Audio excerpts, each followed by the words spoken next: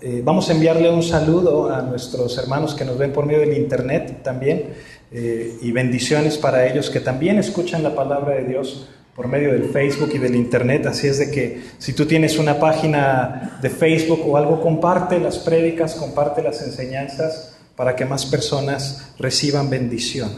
Amén. Muchos de nosotros hemos visto películas, ¿no es cierto? ¿Quién no ha visto una película?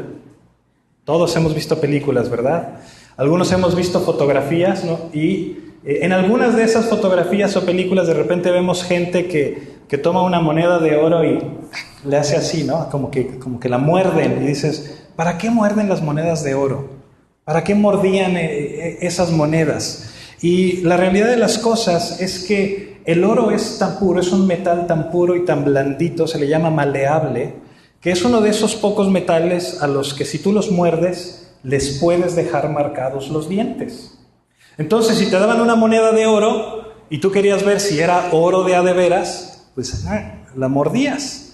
Si se marcaba, pues quiere decir que sí era oro puro, y si no, seguro era plomo o algún metal nada más bañado en oro.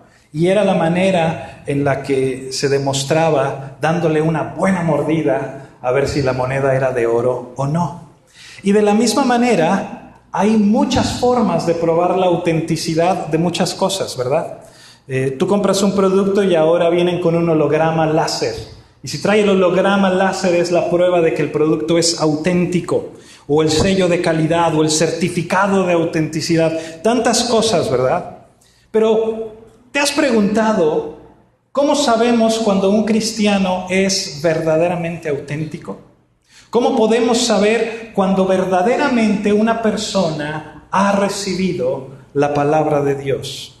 Ahora, afortunadamente para nosotros, no necesitas pegarle una mordida al que está a un lado, ¿verdad? Para ver si es cristiano de veras o no. Espero que no lo hagas. Pero de alguna manera vamos a ver qué es lo que nos dice la Biblia el día de hoy al respecto. Y hemos estado estudiando la epístola de Primera de Tesalonicenses. Acompáñame ahí, por favor.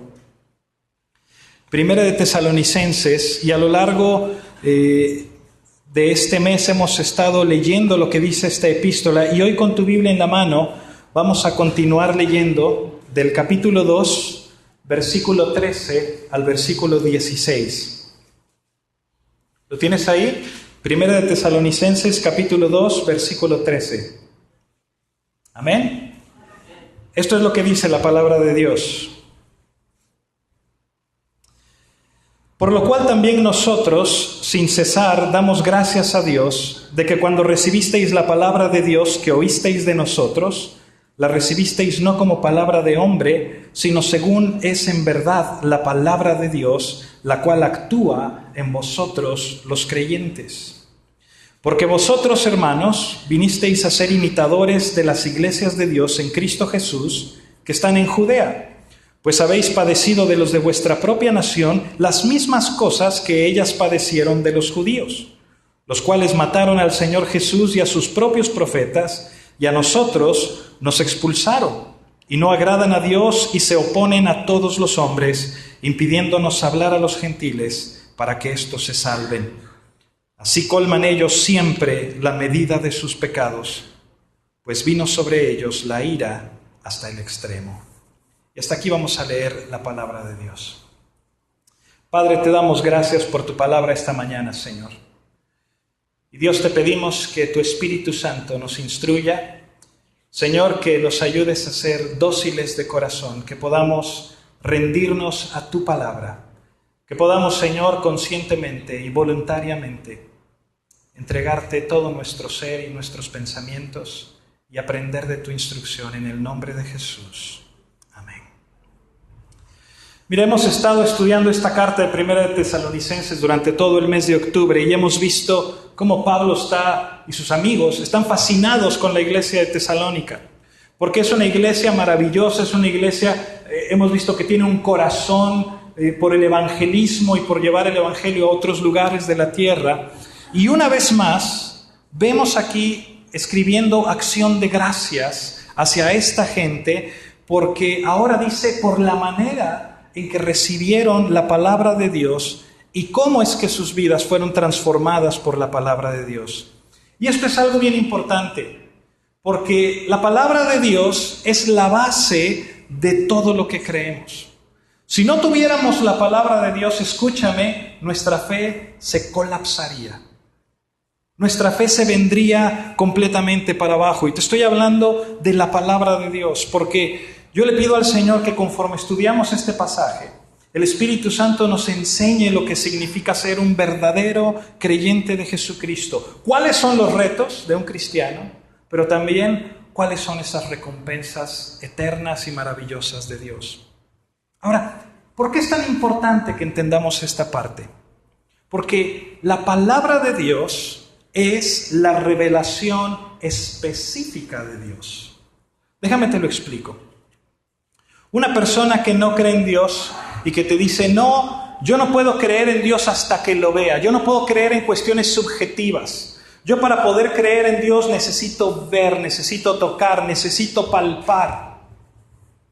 Déjame decirte que Dios se da a conocer por medio de la creación. Por ello es que cuando vemos esas preciosas lunas de octubre, como la de hace unas 3 semanas, y esa luna gigante anaranjada que salía del horizonte y estás ahí en el mar mirando esto, o cuando ves las olas cómo vienen y con toda esa fuerza del mar, ¡paz!, se desmenuzan contra las piedras, ¿verdad? Y estás ahí a la orilla respirando la brisa del mar y toda la creación, los caracolitos, todos los colores, los matices, los diseños y esos cangrejitos que cambian de casa a cada ratito y andan por ahí. Y ves todo eso y dices tú, wow, esto no puede ser algo al azar.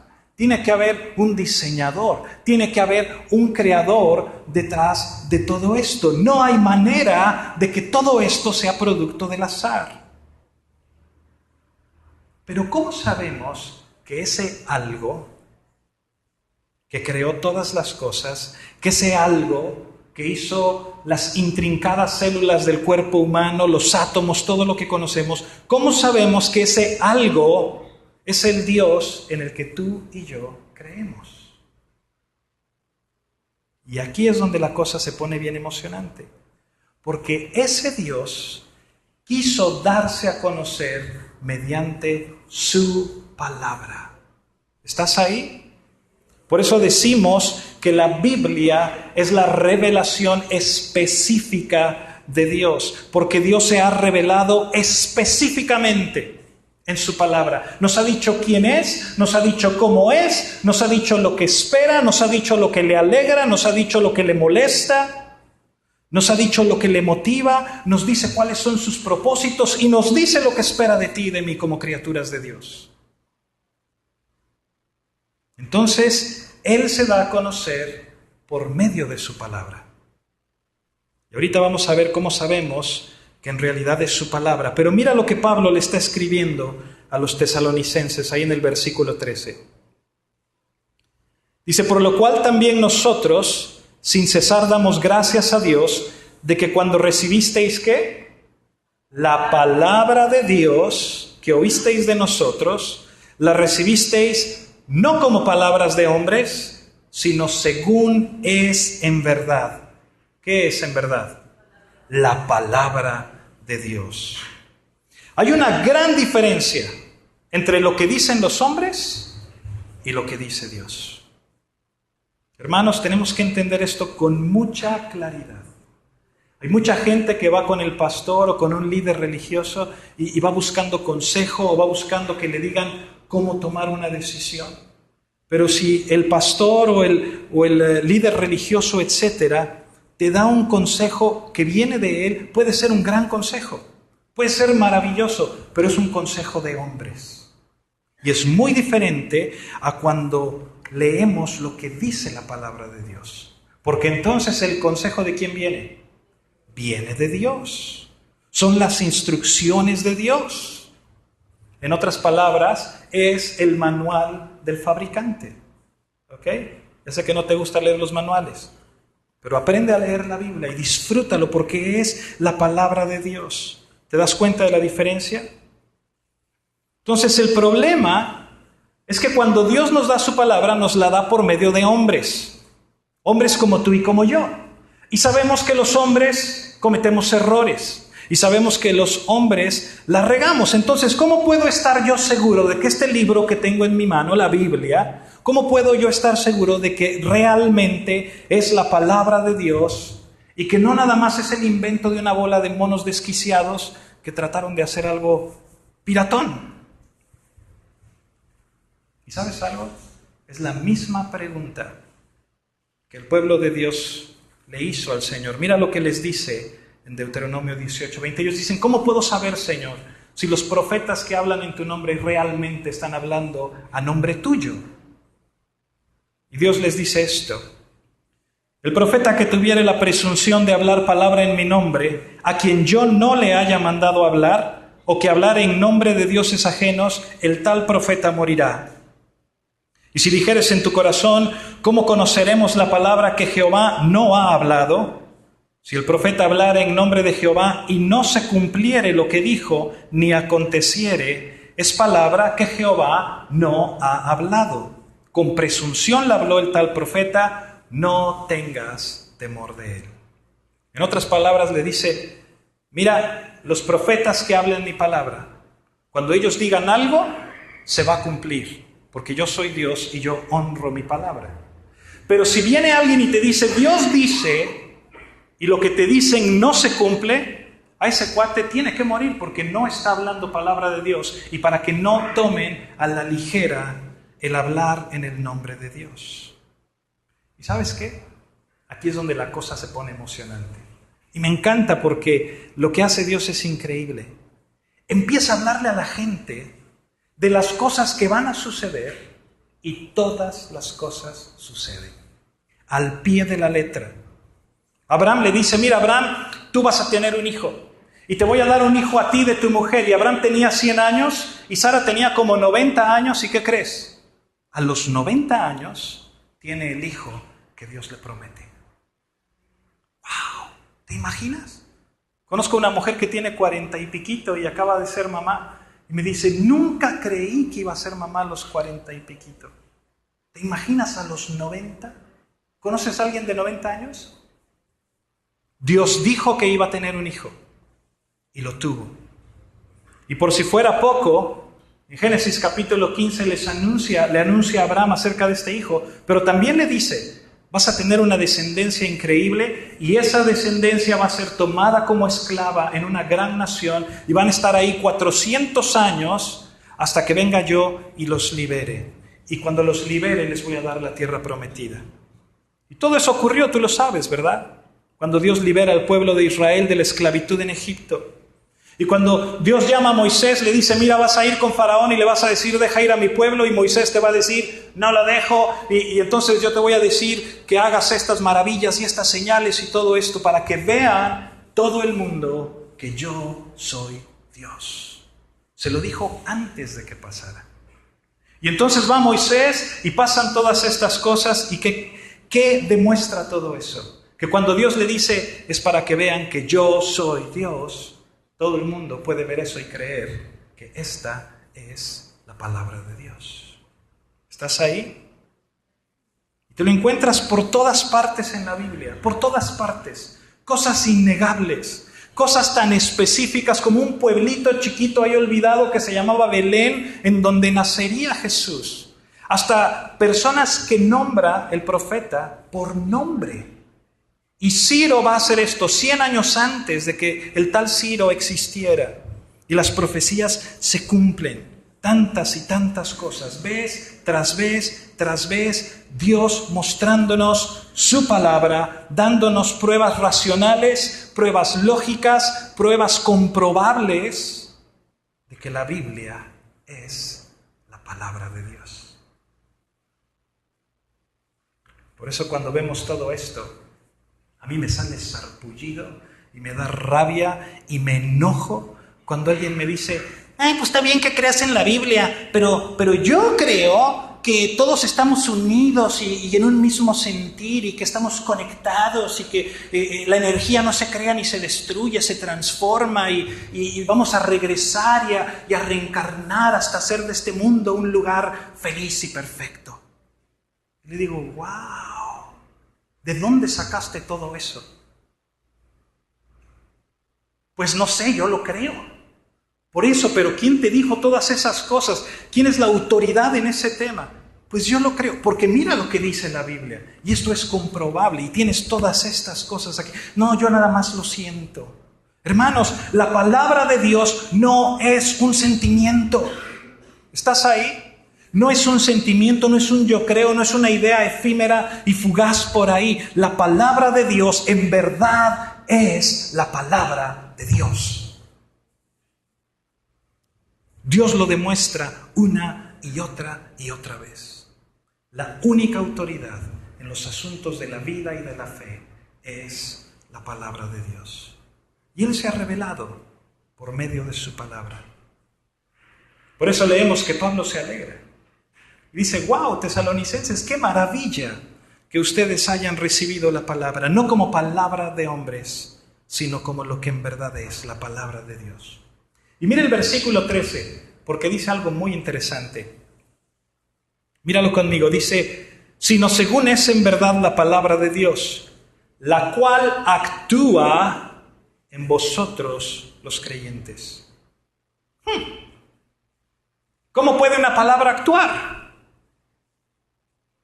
De la misma manera que tú con tus palabras puedes ofender o dañar o motivar a otra persona, en el caso de Dios su palabra es todavía mucho más poderosa. Mira lo que dice la Biblia en Hebreos 4:12. La palabra de Dios es viva y eficaz y más cortante que toda espada de dos filos y penetra hasta partir el alma y el espíritu, las coyunturas, los tuétanos y discierne los pensamientos y las intenciones del corazón. Más adelante el libro de Hebreos, en el capítulo 11, dice que todo lo que tú conoces, todo el universo, todas las cosas fueron constituidas ¿por qué? Por la palabra de Dios. ¿Te acuerdas? Y dijo Dios, y fue hecho. Por su palabra. Por eso Isaías 55 dice, como desciende de los cielos la lluvia y la nieve, y no vuelve allá, sino que riega la tierra y la hace germinar y producir, y da semilla al que siembra y pan al que come, así será mi palabra que sale de mi boca. No volverá a mí vacía, sino que hará lo que yo quiero y será prosperada en aquello para lo que la envié.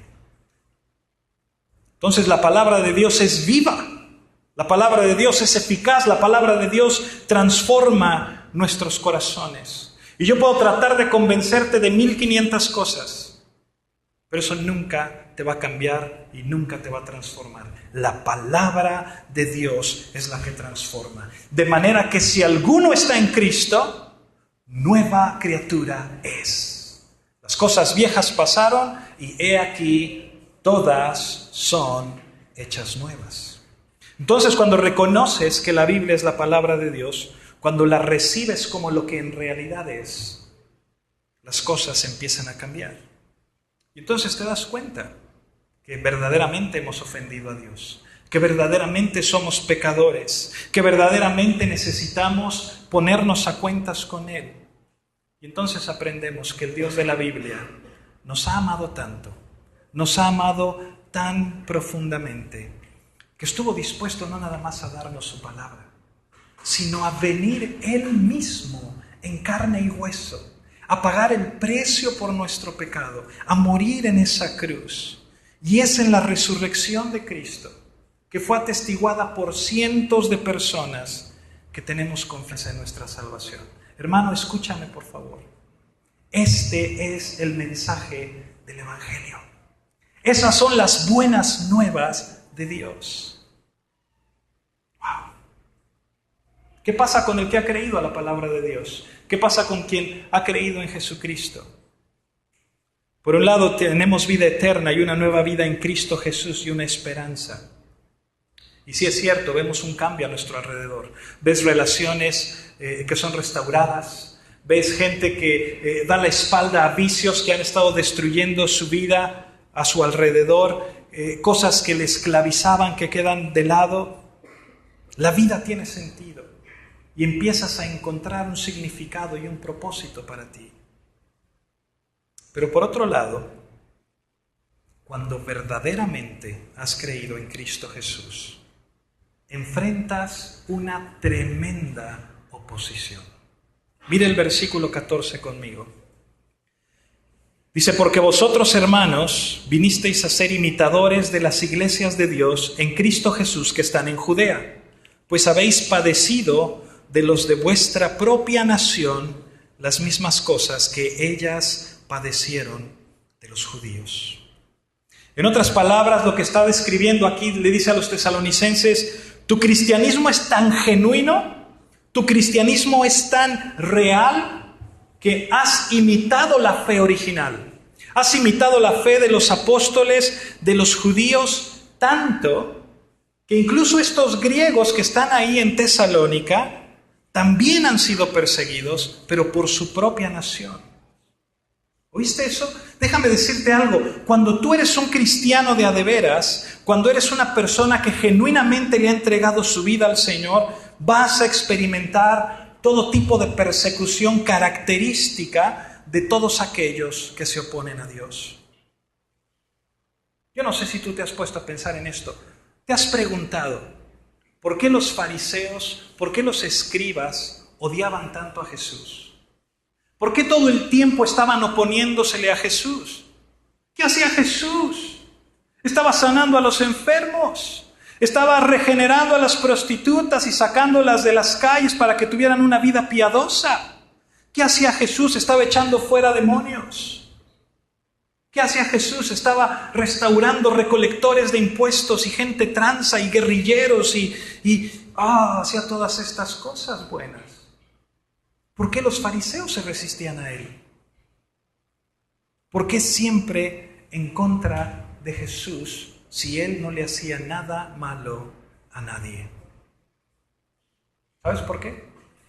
Porque su vida de obediencia, escucha esto, la vida de obediencia de Jesús, su sencillez, su amor a Dios, hacía resaltar la impiedad, la soberbia, el egoísmo de esos que se decían hombres buenos y hombres puros y hombres santos, cuando en realidad eran una bola de hipócritas y una bola de sepulcros blanqueados. ¿Sabes qué era un sepulcro blanqueado?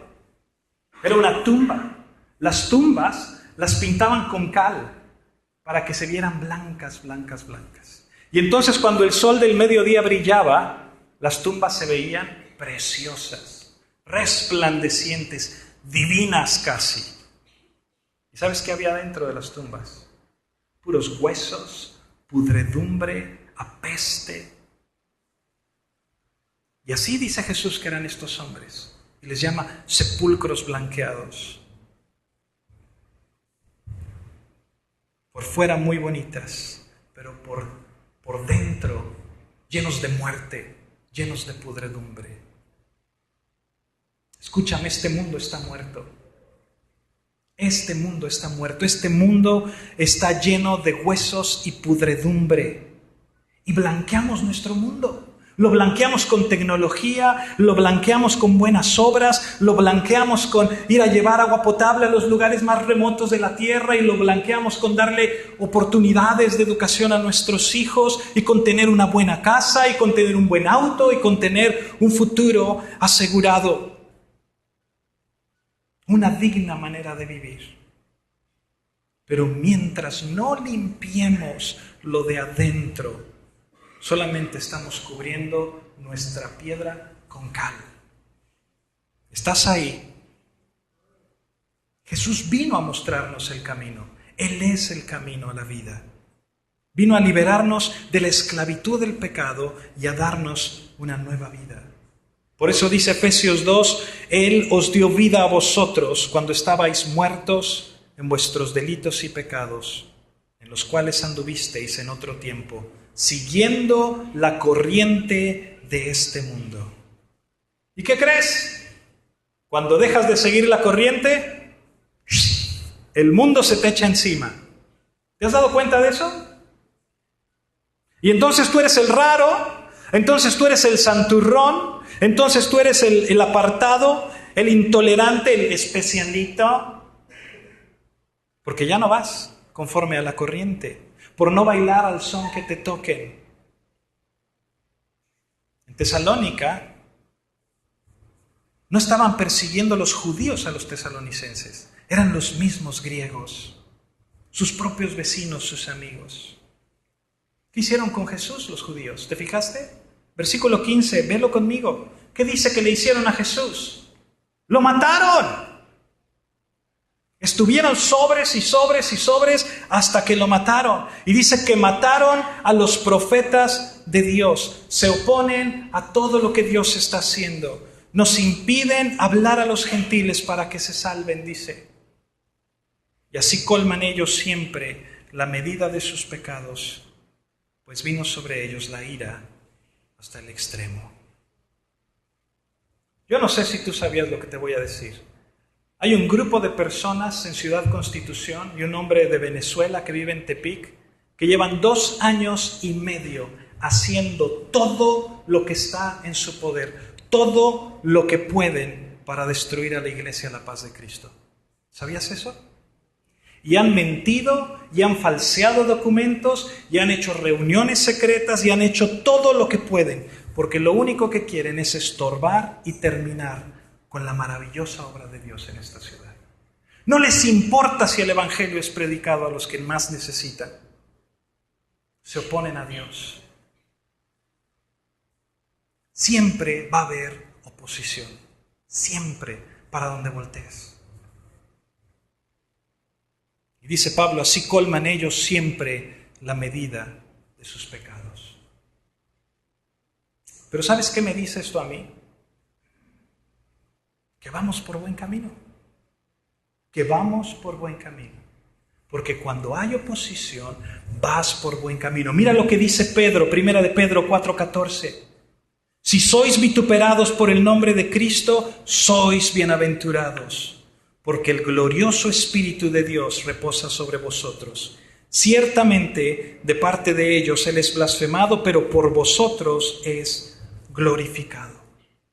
Hechos 5:41. Acaban de agarrar a golpes a los apóstoles. Los azotaron, los metieron a la cárcel, los sacaron, los llevaron contra el concilio. Y mira lo que dice.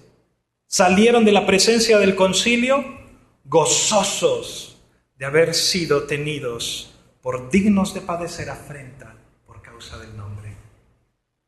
Filipenses 3:8. Y ciertamente, como cantábamos esta mañana, aún estimo todas las cosas como pérdida por la excelencia del conocimiento de Cristo Jesús, mi Señor, por amor del cual lo he perdido todo y lo tengo por basura para ganar a Cristo. ¡Wow! ¿Me explico? Es maravilloso, ¿no crees? Déjame hacerte una pregunta. ¿Cómo es que tu autenticidad en Cristo está siendo probada el día de hoy?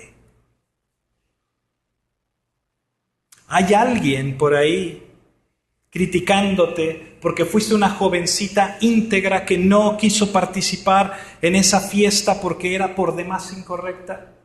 ¿Hay alguien por ahí haciéndote burla porque no quisiste ver pornografía con tus amigos? ¿Hay alguien por ahí diciéndote que chillón y que qué poco hombre porque no quisiste ponerte hasta las manitas con los cuates cuando estaban tomando?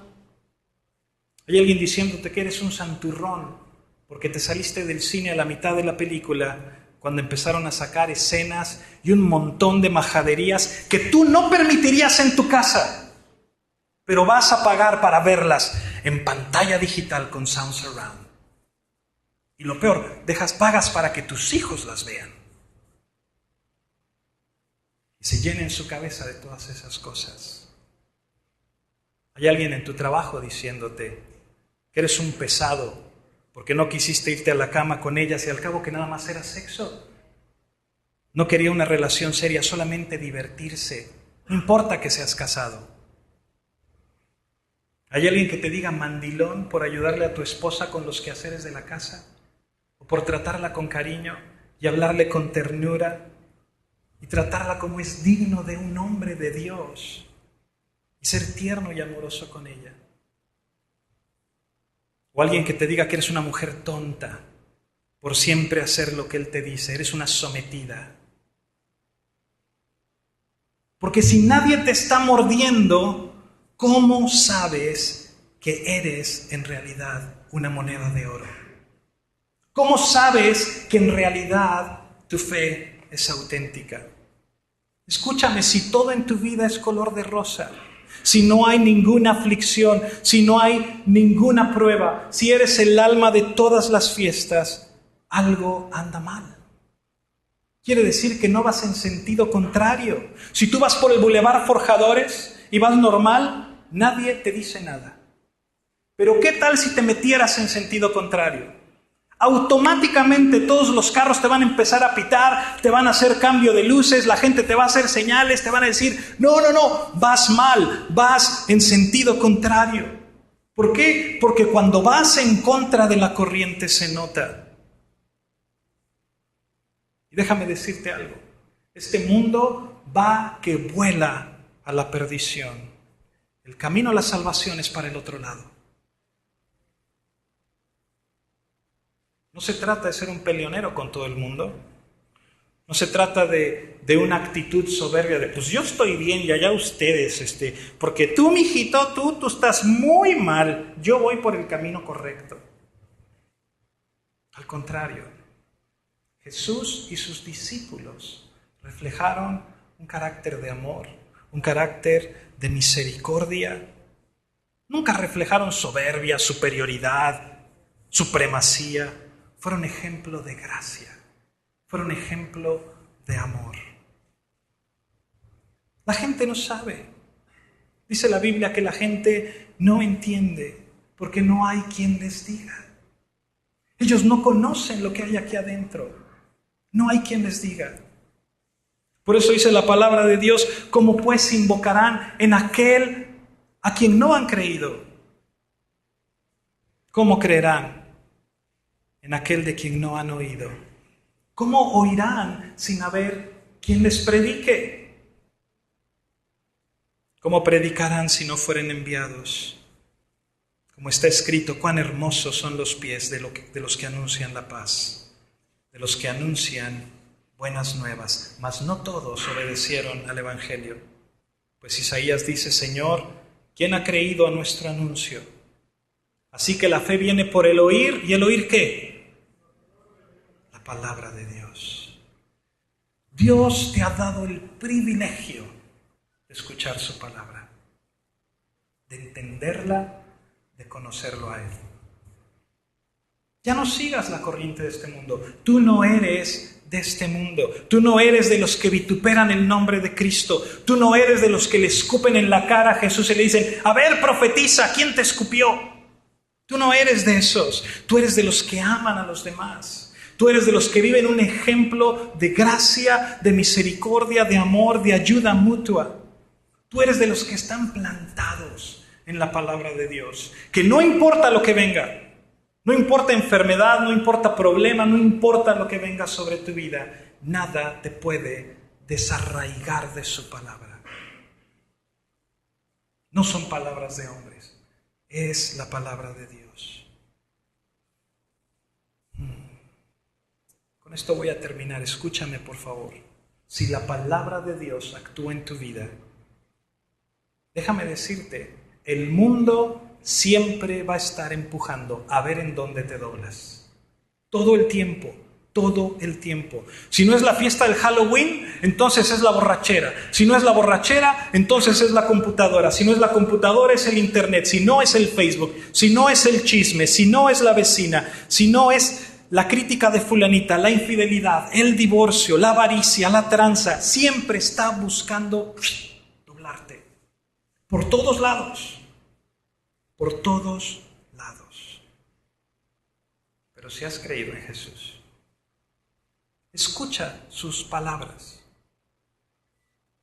Jesús dice en Juan 16, estas cosas os he hablado para que en mí tengáis paz.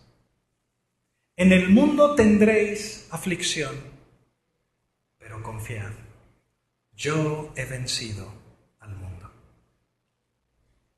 Y en Apocalipsis el Señor dice, he aquí yo estoy a la puerta y llamo. Si alguno oye mi voz y abre la puerta, entraré a él y cenaré con él y él conmigo. Al que venciere, le daré que se siente conmigo en mi trono, así como yo he vencido y me he sentado con mi Padre en su trono. Amén. ¿Por qué no te pones de pie? Déjame orar por ti.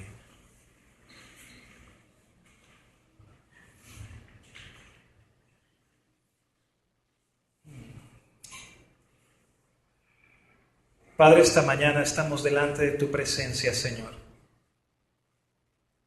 Cuando vemos tu grandeza, cuando vemos tu poder, tu maravilloso amor, Señor, no podemos más que sentirnos pequeñitos ante tal grandeza. Como tú, siendo el Creador, siendo el Dios Todopoderoso, te has revelado a nuestra vida por medio de tu palabra. Como tú, Señor, siendo el Creador, el Todopoderoso, has venido en carne y hueso a mostrarnos quién eres tú, cuál es el camino, y que tú eres el camino y la verdad y la vida. Y Señor, porque tenemos una esperanza en ti, que no importa lo que venga, ni la vida, ni la muerte, ni principados, ni potestades, ni lo futuro, ni lo porvenir, ni lo alto, ni lo ancho, ni lo profundo, ni ninguna cosa creada nos podrá separar de tu amor. Te damos gracias esta mañana por ese regalo maravilloso, por tu gracia, por tu salvación.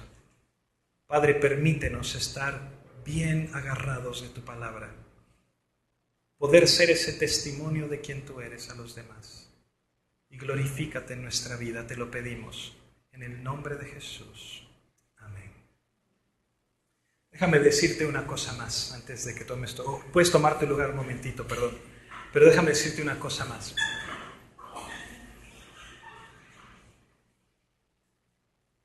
Cuando tú y yo le damos nuestra vida al Señor, y cuando tú y yo le decimos, Señor, sé tú el Rey de mi vida, le estás diciendo que se siente detrás del timón, que sea Él quien conduce tu vida, que sea Él quien toma las decisiones, que sea Él quien te lleve a buen puerto. Y nos puede llevar por lugares de grandes tormentas, pero si Él va al volante, no tienes nada que temer. ¿Lo crees? Que Dios te bendiga.